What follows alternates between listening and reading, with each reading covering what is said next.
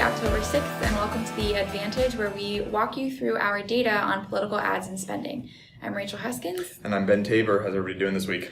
So we wanted to take a look at presidential spending in September, just because there was a lot of money that was spent on the race and Joe Biden's spending took off in a big way. And we also want to spend some time walking you through what's going on in the Senate, because there has been just an incredible amount of money spent overall this whole cycle on Senate races. Yeah, absolutely. We're 4 weeks out from the presidential election, which is pretty astounding. And over the course of September, we really saw the race shift. Over the summer, it felt like Donald Trump had a cash advantage. He was really pushing that advantage while Biden regrouped from the primary. And then over the course of September, Biden really had a tremendous cash advantage. He outspent Donald Trump by $77 million over the course of September. He's spending about $40 million a week across TV and digital. And it seems like that spending advantage is really adding up. We're seeing him kind of pull away in some national polls and have some really good state polls as well. You know, you see numbers moving in Iowa and Ohio that make a potentially very strong electoral college coalition. Absolutely. We talked a little bit last week about Democratic spending in general in the presidential race. Because Biden is spending so much, is the assumption that issue groups kind of can take a back seat and support some down ballot candidates so they don't have to prop up the presidential candidate in the same way? Well, I can't speak to their thought process exactly, but they do seem to be spending less than their Republican counterparts. Republican groups spent about $72 million over September. Democratic groups a little bit under 40. Okay. And now we see that advantage starting to even out in October when you have Independence USA coming in, Mike Bloomberg funding some other groups as well, and then some other Democratic outside groups coming in. So it looks like that advantage is probably going to go away for Republicans in October. But they do have a pretty substantial outside group advantage in September. The problem with the outside group advantage, though, is that you have to spend so much more money to get your spots on TV. Right. Your rates are so much higher that it's really less beneficial than having a big advantage in candidate money. Mm-hmm. So it's not quite as helpful as if the president had more money if you're a Republican. So even though the president spent less than Biden in September by a pretty significant number, where was he concentrating that spending? What are the states that we're starting to see him piece together and focus on as we lead up to November 3rd? Yeah, well, it seems like the president is really focused on essentially 4 states. So we've seen him put a ton of money into Florida, which makes sense. Pretty much his de facto home state and the largest swing state.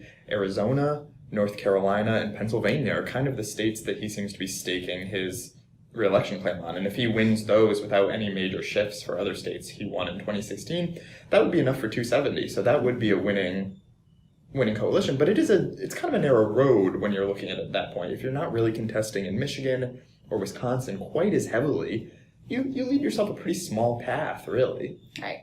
So we'll keep an eye on the presidential spending. That's just a basic overview for you. We have other videos that you can check out, and you can follow us on Twitter to follow some of the big-ticket presidential spending that's going on. But we're going to pivot and talk about the Senate, because overall in total this cycle, how much money has been spent on the Senate? Over $1.5 billion across TV, radio, and digital, which is a lot of money. That's about 50% more than we tracked in 2018, and we still are 4 weeks out.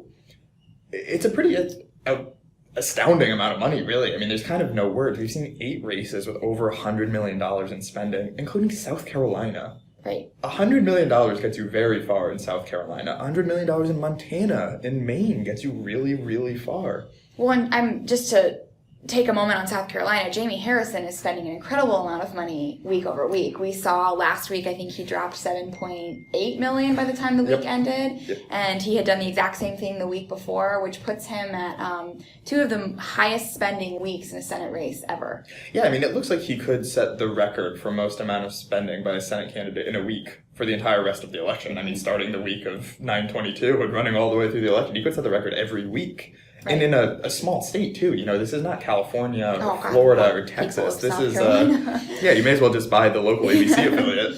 But the Democrats really just have a lot of money in the Senate. You see their candidates, they have a ton of money in every state. And the issue group battle is really, really level. You know, Republican outside groups have played really strongly, and it's pretty much equivalent there. But the Democratic candidates have just tapped into so much. They had such an advantage in cash before, and then following some of the anger following RBG's death and some things like that, it seems like that energy is just not going away.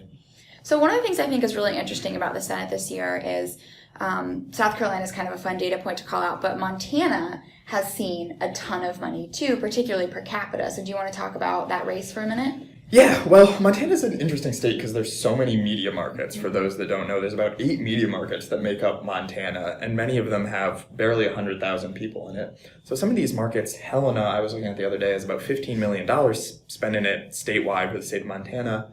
That includes governor and House race as well, but primarily in the Senate, and has less than 100,000 residents in that DMA. So that means you're seeing an ad pretty much every time you turn on your TV in Montana across every market. It's pretty remarkable. I think the top 10 5 of the top 10 markets of spending per capita are going to be in Montana this year, which is those poor people. Absolutely. And then I also want to call out Arizona and Maine because those are 2 other competitive races. We can spend a minute on Iowa if you want, but I think Arizona and Maine are 2 that are really, really interesting people right now, and where we've seen a whole lot of money spent, particularly by the Democrats in both states. Yeah, well, Sarah Gideon's been spending consistently since like last August. She's had a really long, kind of drawn out spell, and Susan Collins has been spending a lot of money as well. And then Arizona, Mark Kelly just has a ton of money. I mean, he's really a commanding financial presence. It's a little bit more even in Maine, but in Arizona, just a lot of money out there. And then Iowa's another interesting one that wasn't expected to be super competitive, but looks like it's going to be very competitive at both the Senate and the presidential level, which is interesting because, as we talked about before, no state in 2016 split their presidential and Senate votes. Right. So that could be very important for control of both the presidency and the Senate. States like Iowa and Arizona, that if they go the same way for both the presidency and the Senate, could have a big swing of power one way or the other. So we initially were expecting to see about $6.7 billion. It sounds like we are slowly chugging up to and past, maybe slowly is the wrong word there, quickly chugging up to and past that mark. So we will keep an eye on how much money has yet to be spent between now and Election Day. Is there anything else you want to call out? I think it's interesting to look at the advertising at the presidential level right now. As we know, over the weekend, the Biden campaign kind of called a moratorium on their negative advertising. They pivoted away from negative ads, and they weren't really running that many even to begin with, and more towards positive messaging. And we've seen a really concentrated platform really from the Biden campaign over the last couple of days, talking about the middle class, benefiting the middle class, small businesses, seniors and things like that, and a little bit away from the negative ads attacking the president, which has been interesting. So it'll kind of see how that plays out. Right. We'll also have to watch, I think, for their coronavirus messaging. They've been running a lot of ads about COVID, a lot of ads about keeping yourself safe and taking care of people who have suffered. And I wouldn't be surprised if, not in a negative way, if they just ramp up those ads after this diagnosis of the president, because the fact of the matter is everybody can get it. Yeah, it'll be interesting to see how they play that, because that's a little bit of a sensitive topic, obviously, with the health of the president. I don't think they're going to go after him, but I wouldn't be surprised if we see just an increase in ads, encouraging people to stay safe and look out for their families and wear masks and things like that. The other thing that was interesting to me, just looking at the messaging, is that the Trump campaign has pivoted to a pretty positive message recently, really talking about how they've delivered for the American people, talking about prescription drug prices and protecting pre-existing conditions and kind of meat and potatoes kinds of issues, which is really interesting, and I think is probably a smart strategy for them, especially coming out of the debate. Well, and they've also really, I've noticed, gone back to the key talking points with jobs and the economy. Yeah. The Great American Comeback is underway is one of the ads that Donald Trump has been airing pretty consistently, talking about how, we had some tough times, but we're bouncing back and people are getting back to work, and really hitting home on that message that he is the president for the economy, for the jobs, the way that he's positioned himself and the way that the party traditionally positions itself. And that's smart messaging. Mm-hmm. I mean, it's a good message. I mean, he is still running ads saying about how Biden wants to defund the police and will be in danger if he's president, but that's a much smaller part of his message than we saw over the summer, where that was the really kind of the full message that they were running back in July. So there's a lot to keep track of. Biden outspent Trump by a significant margin in September. We'll see what that looks like in October in the lead up to the election. The Senate is more competitive than people thought that it would be, certainly than we thought it would be. We've seen far more money than we expected. It's another thing to keep an eye on. If you have questions in the meantime, you can follow us on Twitter or reach out to Ben at the email listed here. And we'll be back next week with some more of our data and insights. Have a great week, everyone.